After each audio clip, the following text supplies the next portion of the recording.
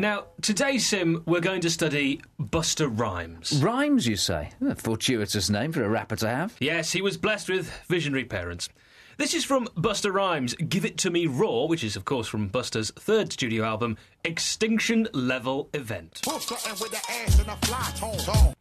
Interesting. He's strutting with an ass and a fly tone.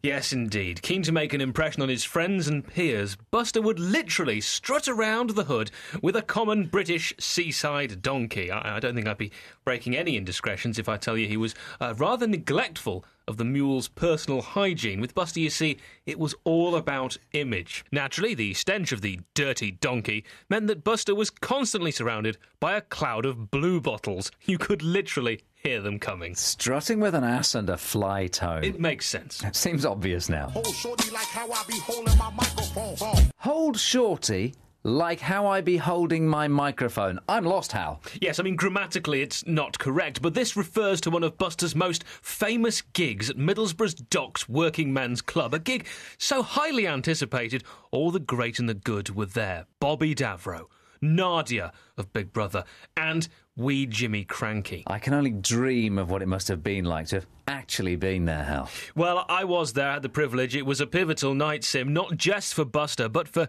tiny Jimmy Cranky, who in her excitement, leapt on stage, only to be literally picked up by Busta, who rapped into her tiny school cap, as if it were his SM58 stage mic. The crowd, Sim, they went wild. Wow. But you couldn't hear a thing. Hold shorty like how I be holding my microphone. It seems so clear now.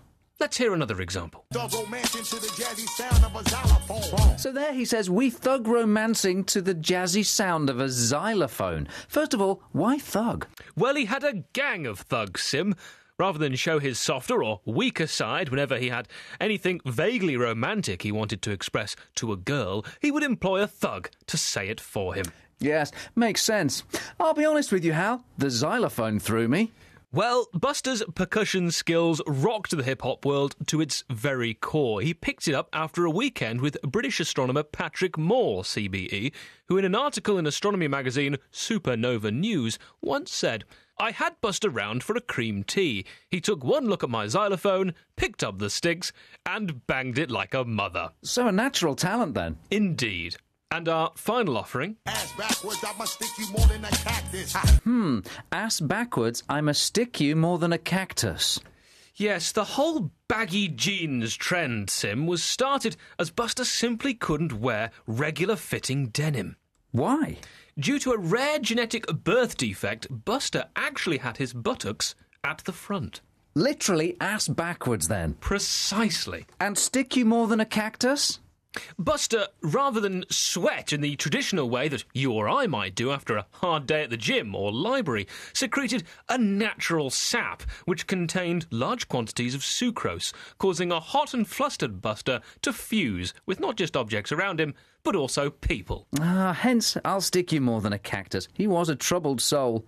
In my next lecture, we'll be looking at the untold story of Vanilla Ice's brother, Vanilla Slice, and his influence on the world of French pastry.